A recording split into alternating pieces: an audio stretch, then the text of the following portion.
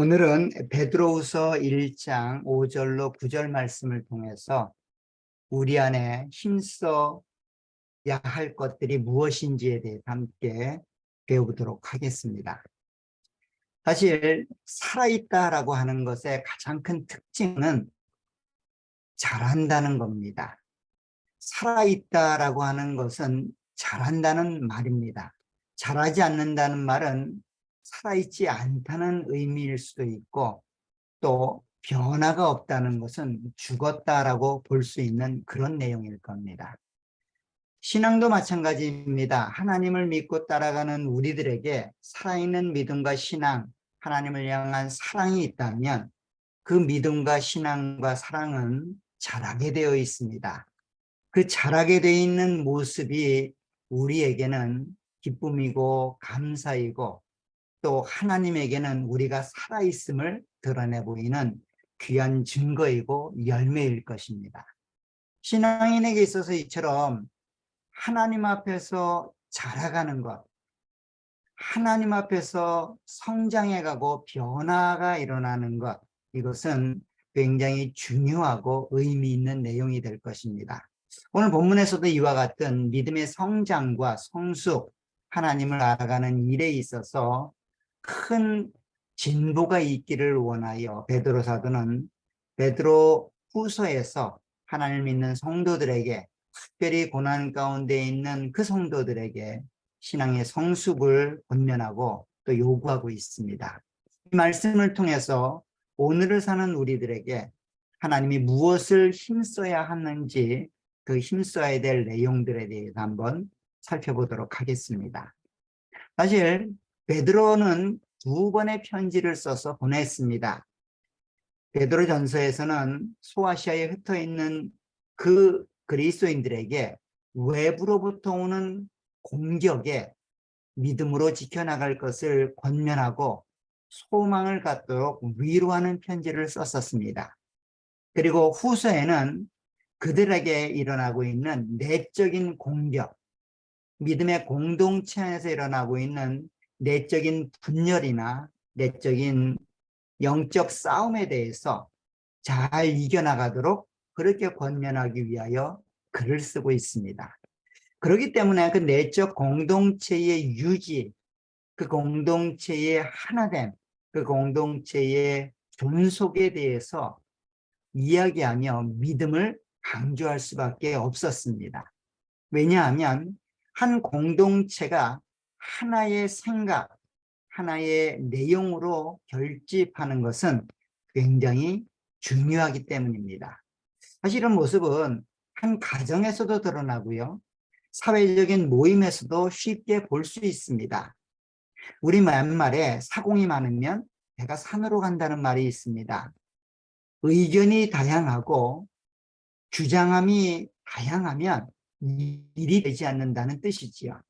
이것처럼 한 공동체가 하나됨, 특별히 하나의 생각과 마음으로 결집하지 않는다면 그 공동체는 존속되기 어렵습니다. 특별히 세상의 원리도 그러한데 하나님의 공동체로 이 세상 가운데 살아가고 있는 이 구별된 교회의 모습도 동일할 겁니다. 그렇기 때문에 교회의 생리 가운데 가장 중요한, 어쩌면 교회의 태동과 함께 끝까지 하나로 일치되어야 되는 그 하나는 바로 믿음이라고 할 수 있지요. 믿음의 동질성, 믿음의 하나됨, 그것을 이야기하며 내부로부터 일어나는 그 공동체를 위협하는 요소들을 이겨나갈 것을 베드로 사도는 권면하기 위하여 그 시작부터 믿음에 대해서 베드로 사도는 이야기할 수밖에 없었습니다. 그것이 가장 중요하죠. 그래서 우리가 아는 것처럼 1장 1절에서는 그 서신을 시작하며 이렇게 말을 했습니다. 시몬 베드로는 우리 하나님과 구주 예수 그리스도의 의를 힘입어 동일하게 보배로운 믿음을 우리와 함께 받은 자들에게 편지한다. 자, 믿음을 받은 자들인데 그 믿음이 나와 같은 믿음이었다는 겁니다. 단지 발신자와 그 서신을 받는 수신자가 같은 믿음이었다라고 말하고 있지만, 사실 그 서신을 받고 있는 수신자들은 동일한 믿음을 갖고 있는 자들이다라고 전제하고 있는 거죠. 하나의 믿음을 갖고 있었던 그들에게 편지를 쓰고 있다라고 말하고 있습니다. 더 나아가서 3절에서는 이것이 단순한 의지가 아니라 하나님에 의해서 주어진 그러한 능력이고 사랑이었다라고 이야기를 합니다. 그래서 3절에 보면 그의 신기한 능력으로 생명과 경건에 속한 모든 것을 우리에게 주셨으니 이는 자기의 영광과 덕으로서 우리를 부르신 이를 알므로 말미암니라 라고 말합니다. 신적 능력으로 생명과 경건에 속한 모든 것을 우리에게 주신 것, 그게 믿음의 내용이죠. 더 나아가서는 지극히 큰 약속을 받아 신성한 성품에 참여하는 자가 되도록 하기 위해서 하나님이 우리에게 믿음을 주셨다라고 말하며 4절에서는 이렇게 말합니다. 이로써 그 보배롭고 지극히 큰 약속을 우리에게 주사 이 약속으로 말미암아 너희가 정욕 때문에 세상에서 썩어질 것을 피하여 신성한 성품에 참여하는 자가 되게 하려 하심이라. 결국 믿음이라고 하는 것은 우리에게 구원을 가져다 주시는 하나님의 놀라운 능력이고 힘이지만, 그 믿음을 소유한 우리들에게는 하나님의 약속이 되고 하나님의 신의 성품에 참여하는 것이 되며 하나님의 놀라우신 일을 받게 되는 은혜의 선물이다라고 이야기하고 있습니다. 그래서 이 믿음이 내가 만들어낸 내 의지의 결단이 아니라 하나님으로부터 주어진 그런 수동적인 모습으로 받게 되는 내용이다라고 말을 하며 1절에서 이 편지를 받는 동일한 믿음을 가진 자들에게 이렇게 말을 하는 겁니다. 동일하게 보배로운 믿음을 우리와 함께 받은 자들에게, 스스로 만들어낸 자들이 아니라 이 동일한 특권과 영광을 얻게 될 이 동일한 믿음을 받은 자들, 하나님으로부터 주어진 자들, 내가 만들어낸 것이 아니라 내 안에 그것이 외부로부터 수요된 자들, 그런 자들에게 편지를 쓰고 있는 겁니다. 결국 믿음은 제가 지난 2시간을 통해서 말씀드린 것처럼 내가 만들어내는 내 의지의 산물이 아니죠. 그분을 알게 되어서 그 알게 된 내용이 근거가 되고 원인이 되어져서 그분을 믿게 되는 겁니다. 그분을 믿게 되는 거예요. 이게 어려운 지점이죠. 우리가 무엇인가를 해야만 그것이 이루어진다라고 생각을 합니다. 그래서 그냥 끌려가거나 딸려갈 때는 이루어지지 않은 것처럼 느껴져요. 그래서 내가 열심을 갖고 무엇인가를 해야만 그것이 곧 내가 행한 것이고 그것이 곧 내 안에서 열매가 맺어지는 것처럼 보여지는 것이 어쩔 수 없는 우리의 현실인 것 같아요.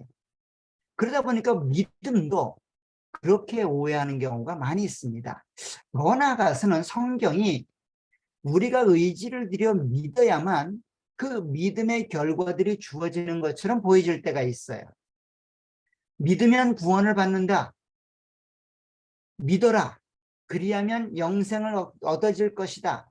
이런 말로 표현되어 있는 부분이 있기 때문에 우리에게 오해가 있죠.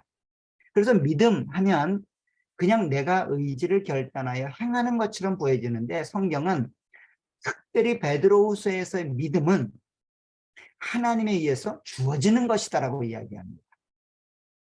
영생은 내가 만들어내는 것이 아니라 밖으로부터 유입되는 것이다라고 이야기를 합니다. 왜냐하면 우리는 죽어있는 자였기 때문입니다. 믿음에 대해서도 죽어 있었고 그 믿음의 대상이 된 하나님에 대해서도 죽어 있었죠. 우리가 알고 있는 모든 내용은 내 자신에 관한 것밖에 없습니다. 그것도 왜곡되고 잘못된 형태로 알고 있는 그런 거짓된 내용들만 우리 안에 존재했었죠. 그런 죽어있는 우리가, 허물과 죄로 죽었던 우리가 하나님의 은혜로 살아나게 되죠. 그것이 영생이고 그게 구원입니다. 그 영생과 구원을 하나님으로부터 받았다라고 생각되는 것, 그것이 믿어지는 것, 그게 믿음입니다. 그러다 보니까 그 믿음이 있어야만 영생과 구원이 주어지고 있는 겁니다. 이와 같은 하나됨의 믿음, 공동체를 와해시키는 그런 위기 속에서 그 공동체를 유지할 수 있는 가장 강력한 힘은 그 하나됨의 믿음입니다. 이것은 개인의 신앙에서도 동일하고 가정의 신앙에서도 동일합니다. 우리 공동체의 신앙에서도 동일합니다. 열심히 의지를 들여서 하나가 될 수 있을 겁니다. 그러나 그 의지를 들인 하나됨은 오래가지 못할 겁니다. 큰 시련이 오고 큰 고통이 찾아오면 사분오열될 수밖에 없습니다. 왜냐하면 내가 의지를 들여서 하나됨으로 결속되어 있기 때문이죠. 그러나 우리가 믿어지게 되는 그 내용, 믿을 수밖에 없는 그 내용으로 하나가 된다면 그 믿음의 대상이 변하지 않는 이상, 그 믿음의 대상이 변질되지 않는 이상 우리는 하나됨에서 끊어질 수 없죠. 와해될 수 없습니다. 그 하나됨을 믿음으로 견고하게 분명하게 세워나갈 것을 사도 베드로는 제시하고 있습니다. 그러면서 오늘에 와서 오늘 본문에서는 무엇인가를 더하라고 이야기합니다. 그러면서 이렇게 말합니다. 오늘 5절을 보세요. 그러므로 너희가 더욱 힘써 너희 믿음의 덕의 지식을, 지식의 절제를, 절제의 인내를, 인내의 경건을, 경건의 형제 우애를, 형제 우애에 사랑을 더하라라고 말하라고 했습니다. 이 내용을 좀 더 요약하면 이런 말입니다. 그러므로 너희가 더욱 힘써 믿음에 이런 것들을 더하라라는 요구입니다. 사실 여기 5절의 말씀이 그러므로라는 말로 시작을 합니다. 그렇기 때문에 라는 결과적인 내용을 설명하는 듯이 보이는데 이게 일반적으로 우리가 알고 있는 그러므로라는 단어와는 다르게 오늘 5절은 이 헬라어에서는 특별하게 여러 가지의 단어들을 쓰고 있어요. 그래서 그 단어를 좀 더 원문에 가깝게 해석하면 일이 이러한 만큼이란 뜻이에요. 결국 1절부터 4절에서 믿음에 관한 이야기를 했잖아요. 그 믿음이 그만큼 위대하고 특별하고 큰 의미가 있는 것만큼 이제 그것에 무엇을 더하라는 거예요. 즉 이렇게 고귀한 은혜를 선물로 값없이 그렇게 받았으니 이제 거기에 무엇인가를 더해야 된다는 겁니다. 그래서 오늘 본문에 보면 이렇게 되어 있습니다. 너희가 더욱 힘써 너희의 믿음에, 그러니까 믿음이라고 하는 것이 이미 전제되고 있죠. 그리고 나서 그 위에 7개를 더 보충하라는 겁니다. 7개를 더 채워가라는 거예요. 더해가라는 겁니다. 근데 그 원래 있던 거는 뭐예요? 믿음이죠. 즉 1장 1절부터 4절에서 이야기했던 그 믿음에 앞으로 이야기될 7개를 힘써서 더해라는 거예요. 힘써서 더해가야만 한다는 겁니다. 사실 여기 더욱 힘써라는 말은 사실 한글 개역 성경에 좀 한계인 것 같아요. 이 힘써라는 말은 이거보다 훨씬 더 강력한 의미가 있습니다. 그 힘써라는 말은 모든 열의와 간절함과 부지런함과 노력을 다 쏟아부어 우리가 할 수 있는 최선의 것으로 우리의 힘과 능력과 열정을 다 쏟아부어 그 7가지를 믿음에 더하라는 거예요. 이게 우리의 삶의 목적이고 목표가 되어야 된다는 겁니다. 살아 숨쉬는 이유가 되고 내용이 되어야 된다는 거예요. 그냥 있는 것에 더해도 되고 더하지 않아도 된다라는 얘기가 아닙니다. 이것을 더하지 않으면 안 된다는 거예요. 반드시 더해야 된다는 겁니다. 만약에 믿음이 그렇게 고귀하고 정말로 은혜롭고 하나님의 영광스러운 그런 내용이라고 우리가 알고 있다면 그게 1절부터 4절의 내용 아니겠습니까? 이 하나님에 대해서 그렇게 고귀하게 알았다면, 그리고 그것을 값없는 내가 그것을 무상으로 받았다면, 이제 그 믿음에 앞으로 이야기될 7가지를 목숨 걸고 더해가야 된다는 겁니다. 우리의 삶은 이러한 내용으로 채워져야 된다는 거예요. 이런 내용으로 채워지지 않으면 그거는 잘못된 거라는 겁니다. 잘못됐다는 말은 우리의 믿음이 정상이 아니라는 거예요. 우리의 신앙이 잘못되었다는 겁니다. 즉, 이 7가지는 반드시 우리가 노력하고 애를 쓰고 최선을 다하여 채워나가야 될, 더해나가야 될 그런 내용이다라고 사도 베드로는 이야기하고 있습니다. 그 7가지가 뭘까요? 첫 번째는 오늘 5절에 보면 이렇게 말합니다. 믿음의 덕을 더해야 된다라고 말을 합니다. 여기 덕이란 말도 사실 이미 베드로 사도가 앞에서 했던 이야기입니다. 여기서 말하는 덕은 우리가 이야기했던 것처럼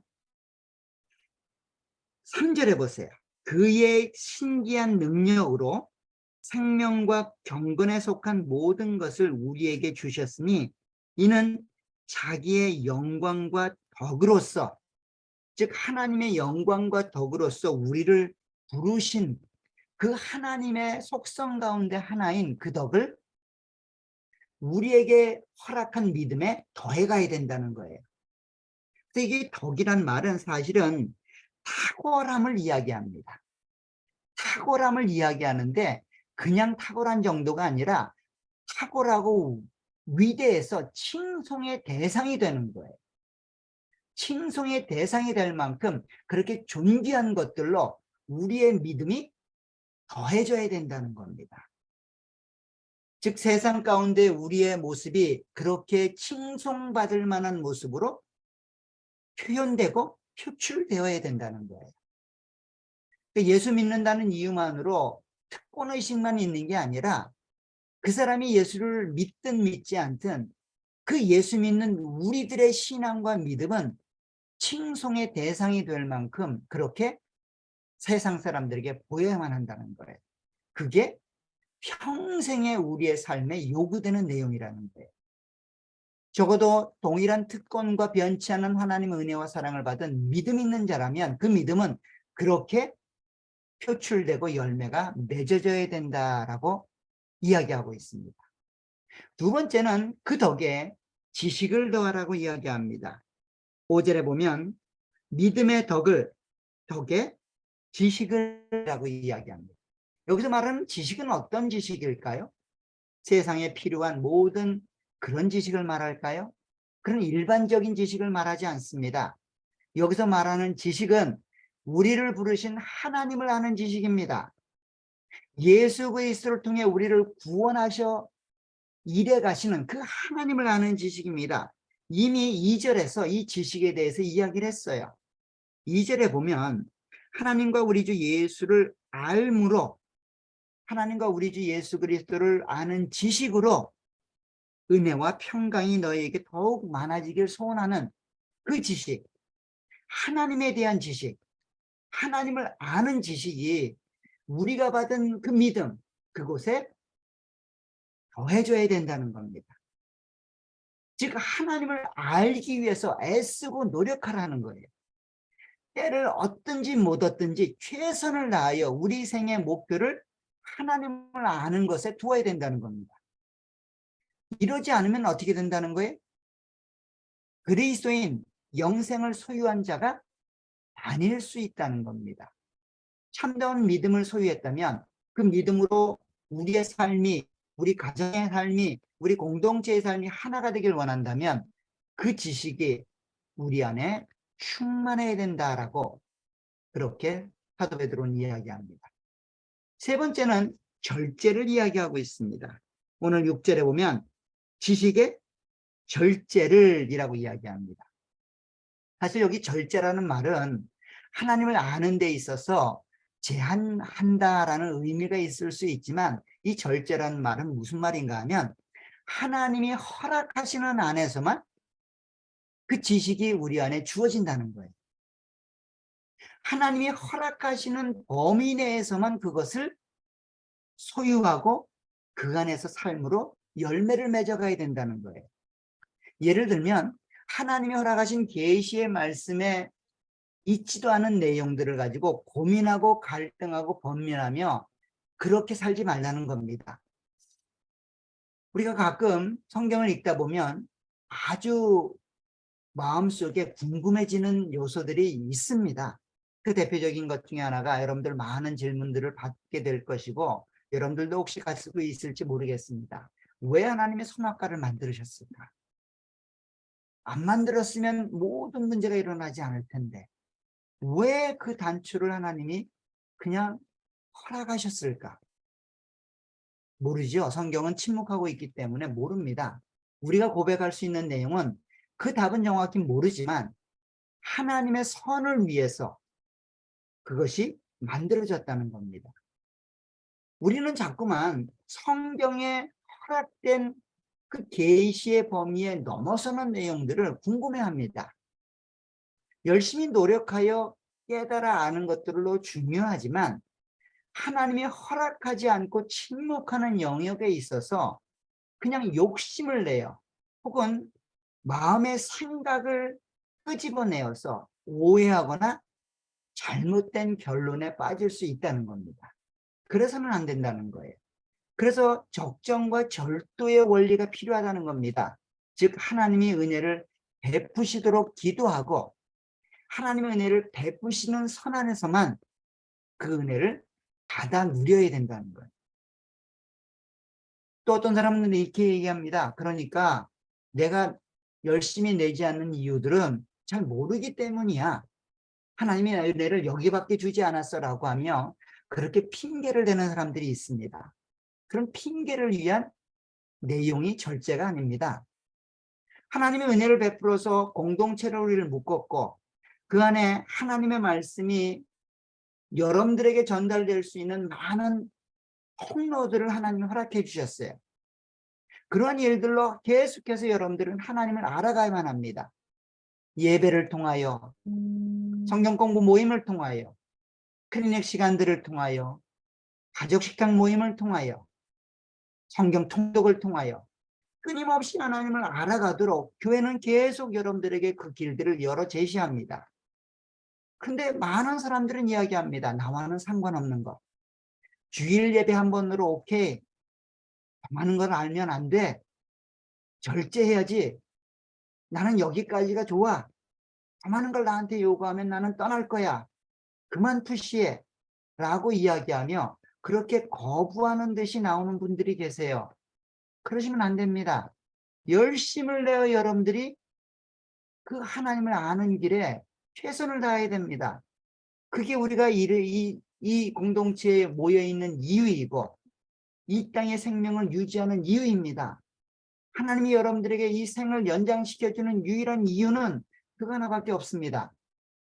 여러분들을 위해서 활용하신다면 여러분들 개인의 능력과 어떤 즐거움을 위해서 그런 것들을 활용하신다면 한 번쯤 고민해 보십시오. 그것이 정말 하나님이 원하시는 일인지. 절제라고 하는 부분은 굉장히 어려움이 있습니다. 그러나 그러한 절제는 단순히 우리의 연약함이나 우리의 한계를 드러내는 수단으로 주어진 것이 아니라 하나님이 허락하시는 은혜 안에서 내가 그것을 받아 누리는 관계로 이해하셔야 될 겁니다. 이런 내용은 그 다음 인내라는 말을 통해 설명될 수 있습니다. 그래서 인내가 따라오는 겁니다. 오늘 6절에 보면 지식의 절제를 절제의 인내를 더하라고 이야기합니다. 여기서도 인내가 뭘까요? 그냥 끌려가는 게 아니죠. 소극적으로 버텨내는 게 아닙니다. 제가 누누이 말씀드리지만 적극적인 인내입니다. 할 수 있지만 하나님 때문에 거부하는 거예요. 내가 내 마음대로 살 수 있지요. 주일날 주일 예배 한 번만 드리고 수요일날 안 나오고 설교 클릭 안 오고 성경 통독 클릭 안 하고 성경 통독 안 하고 가족 식당 모임 안 하고 다 안 할 수 있지요. 그러나 그걸 하는 인내입니다. 내 육체는 그걸 원하고 내 주변 환경인 그것을 원하지만 그것을 거부하고 하나님 말씀을 읽고 하나님 말씀을 지켜나가고 하나님 말씀을 배우는 일에 열심 내는 겁니다. 그게 인내예요. 버티는 게 아니라 하나님 쪽으로 갈 수 있도록 노력하는 겁니다. 그냥 자연스럽게 되겠거니 하고 기다리는 것이 아니라 그 은혜가 내 안에 열매 맺을 수 있도록 열심을 내어 최선을 다하는 겁니다. 그 내용에 거부될 내용들은 과감히 거부하고 뿌리치는 겁니다. 그 내용에 유익되는 부분이 있다면 과감하게 잡는 겁니다. 그리고 그 안에 동참하는 거예요. 이런 인내가 필요합니다. 그래서 절제 다음에 인내가 필요로 되어지는 겁니다.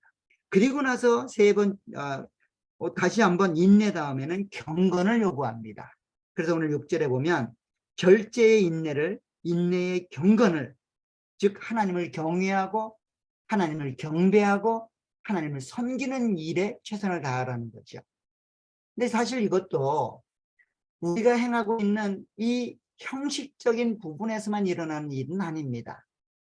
형식이 아니라 마음으로, 관계로 경배의 대상이 되신 그 하나님과 올바른 관계를 맺어나가야 된다는 거예요. 그 하나님을 경외하되 관계적으로 경외하셔야 된다는 겁니다. 그 하나님을 존중하고 사랑하시되 그 하나님의 인격적인 만남을 통해서 이 모든 일들이 이루어져야 된다는 겁니다. 그리고 나서 형제 사랑과 사랑을 더해야 된다라고 7절은 이야기합니다. 경건의 형제 우애를, 즉 형제 사랑. 왜 형제를 사랑해야 됩니까? 그가 나와 동일한 믿음을 갖고 있기 때문이죠. 나와 동일하게 그 믿음에 무엇인가를 더해가고 있기 때문입니다. 나와 동일한 특권과 영광을 향하여 그 하나님을 향해 나와 동일한 방향으로 걸어가고 있기 때문입니다. 더 중요한 사실은 뭘까요? 그분을 사랑하는 하나님이 계시기 때문입니다. 그 사람을 사랑하는 하나님이 있기 때문에 그 사랑을 알고 있기 때문에 그 형제를 사랑해야 된다는 거죠. 그리고 더 나아가서 마지막으로 7번째, 사랑을 더하라고 이야기합니다. 이 사랑은 형제 사랑보다 더한 하나님이 우리를 사랑하는 그 사랑으로 이 사랑이 믿음으로 채워져야 된다라고 그렇게 성경은 이야기하고 있습니다. 이 모든 것들이 우리가 받은 믿음 안에 더해지고 채워지고 충만해져야 된다라고 성경은 이야기하고 있습니다. 이것을 힘써서 노력하고 부지런히 힘을 다하여 최선을 다하여 최고의 모습으로 그것들을 감당해야 된다라고 그렇게 베드로 사도는 이야기하고 있습니다. 이게 우리에게도 요구되는 삶이죠. 우리에게도 요청되는 삶입니다. 이 땅을 살아가고 있는 모든 자들, 하나님을 아버지라고 부르고 있고 그 믿음을 가지고 있다라고 생각되는 모든 자들, 모든 자들에게 요구되는 삶의 내용이고 삶의 책임입니다. 그런데 이런 이야기를 해보면 이런 오해가 생길 수 있습니다. 목사님, 예전에 늘 말씀하시기를 그것도 하나님의 은혜라고 말씀하지 않았습니까? 우리가 열심히 살아야 되는 겁니까? 이거 우리가 만들어내야 되는 겁니까? 아니면 이것도 하나님의 은혜입니까? 하나님의 은혜로 되는 겁니까? 아니면 내가 만들어내야 되는 겁니까? 사실 고민스러울 겁니다. 사실 저희 청년부 안에 요즘 굉장히 신앙적으로 주제적으로 고민이 되어 논의가 깊어지는 내용 중에 하나가 이 주제입니다. 열심을 내고 있는 그들이 하나님의 은혜로만 구원받는 것인가? 아니면 자기의 행위도 플러스가 돼야 되는 것인가? 답은 다 알죠? 하나님의 은혜로만 구원받는 건 누구나 다 압니다. 그러면 이런 베드로의 요구사항은 잘못된 거 아닙니까? 하나님의 은혜로 구원받는데 굳이 이런 믿음에 이런 7가지 내용들을 더할 필요가 있습니까? 하나님의 은혜로 구원받는데? 라고 질문을 가질 수 있을 겁니다. 그런데 이것은 좀 더 깊이 생각해 보면 하나님의 살아있는 믿음을 소유한 자들에게 그 살아있는 믿음을 확인하는 방법입니다. 제가 서론에서 말씀드렸습니다. 살아있는 믿음의 특징은 자란다는 겁니다. 성장한다는 거예요. 살아있다라는 특징은 뭡니까? 배고픔을 느낍니다. 배고픔을 느낀다는 말은 뭐예요? 아직도 내 육체가 건강하다는 뜻이에요. 하나님을 사랑하는 자는 그 사랑을 위해서 애쓰고 수고하고 노력합니다. 믿음이 살아있는 자는 그 믿음의 성장을 위해서 애쓰고 수고하고 노력합니다. 성경을 읽지 않았는데도 성경을 읽고 싶은 마음이 들지 않는다거나, 주일이 되었는데도 하나님을 예배하는 삶이 내게 요청되지 않는다거나, 예배를 드리더구만 안 드려도구만 이런 식으로 되어진다면 병든 거겠죠. 아니면 아예 하나님의 백성이 아니든지. 우리의 삶은 그렇다는 겁니다. 즉 우리에게 나타나는 이런 일들은 우리가 받은 믿음이 진정한 믿음인지 아닌지를 확인하는 방법이라는 거예요. 이런 내용은 이미 마태복음 7장에서 우리 가운데 이야기를 했었습니다. 우리 마태복음 7장으로 한번 가보세요. 마태복음 7장에 가면 16절부터 이런 말을 하십니다. 자, 16절은 이렇게 되어 있습니다. 그들의 열매로 그들을 알지니 가시나무에서 포도를 또는 엉겅퀴나에서 무화과를 따겠느냐. 이와 같이 좋은 나무마다 아름다운 열매를 맺고 못된 나무가 나쁜 열매를 맺나니 좋은 나무가 나쁜 열매를 맺을 수 없고 못된 나무가 아름다운 열매를 맺을 수 없느니라. 아름다운 열매를 맺지 아니하는 나무마다 찍혀 불에 던져지느니라. 이러므로 그들의 열매로 그들을 알리라. 핵심은 이겁니다.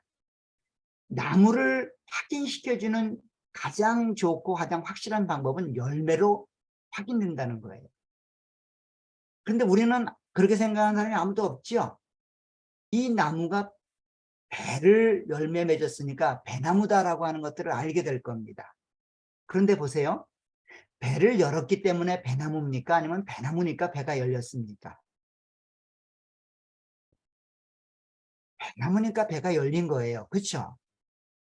여러분들 중에 배가 열렸으니까 배나무로 바뀌었겠구나 라고 생각하는 사람은 없을 겁니다.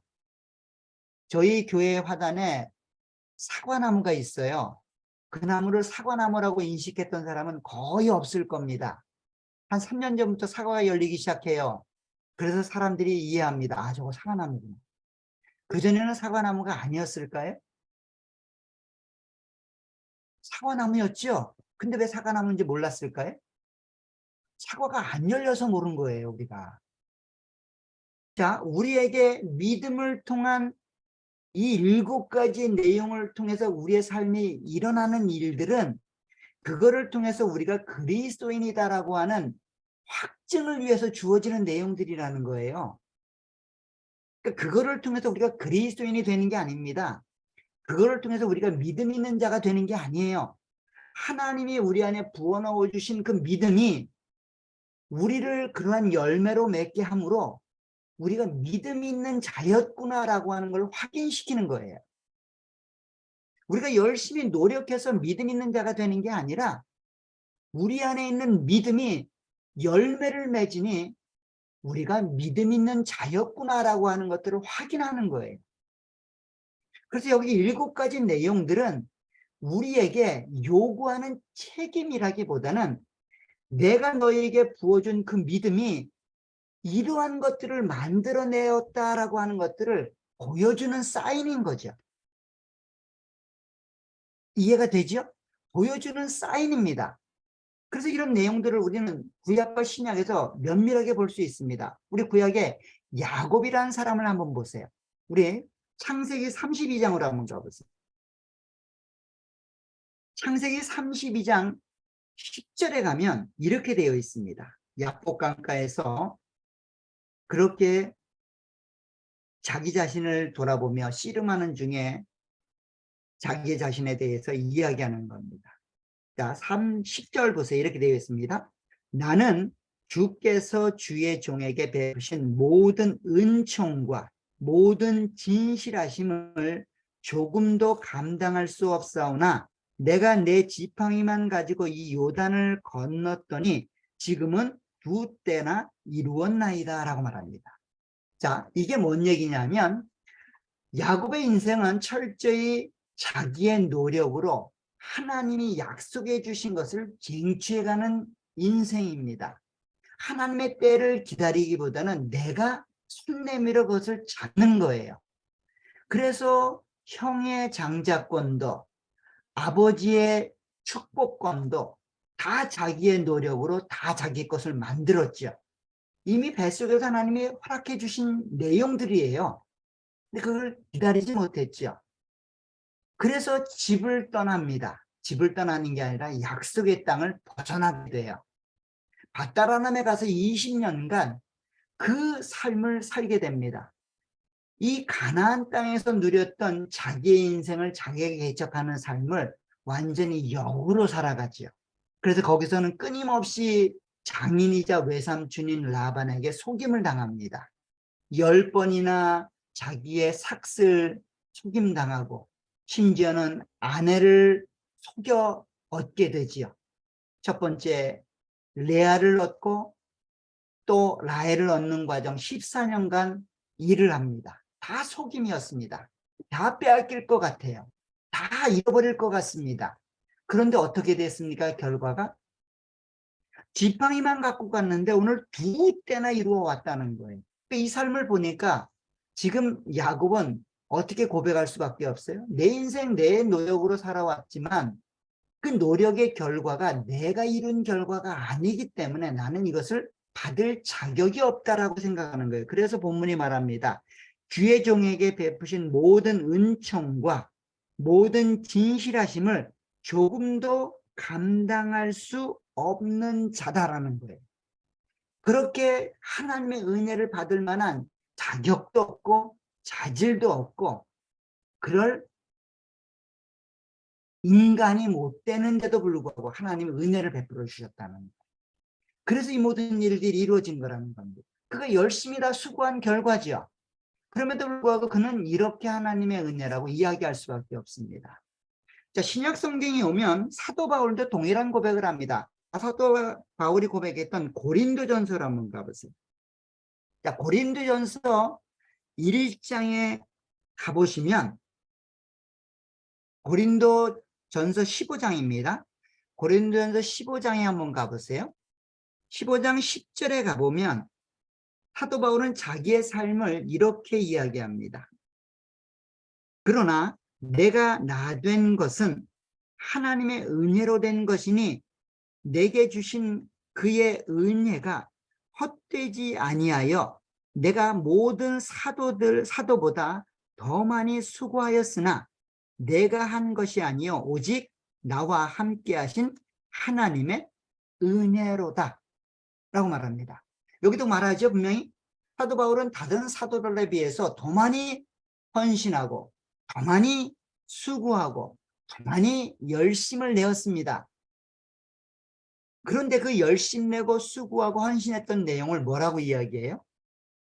하나님의 은혜가 한 일이다라고 이야기한다는 거예요. 다시 말하면 내가 그렇게 열심을 내어 헌신하고 수고하고 그렇게 노력했던 것은 내가 받은 은혜가 얼마나 크고 위대한지를 알았기 때문이라는 거예요. 내게 주어진 은혜가 얼마나 큰지를 확인하는 방법이었다는 거예요. 그런 내용으로 야곱도 자신의 인생을 이해하고 있고요.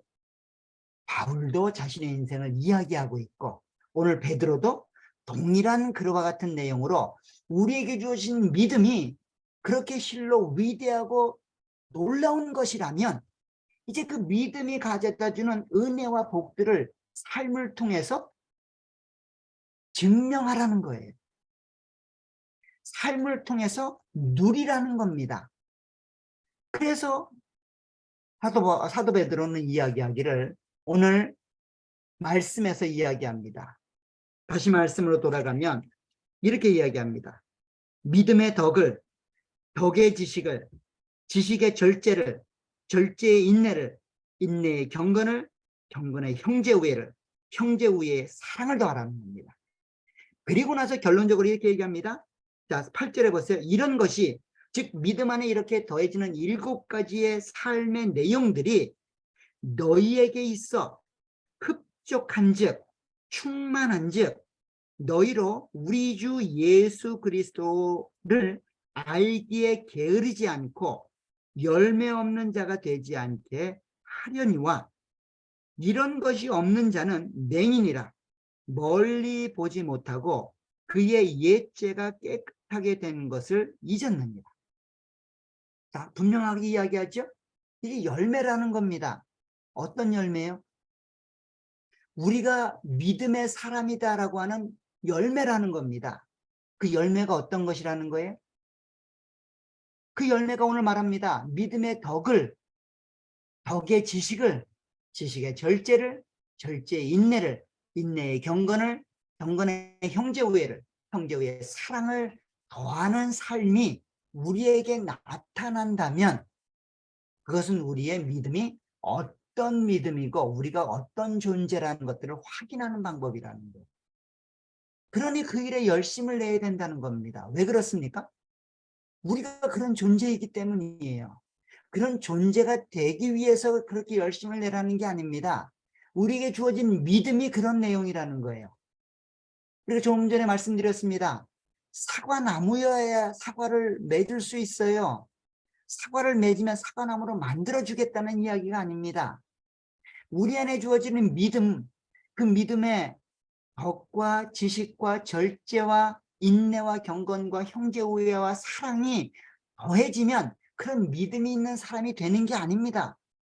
그런 믿음 있는 사람이라면 그런 내용으로 열매가 맺어져야 된다는 거예요.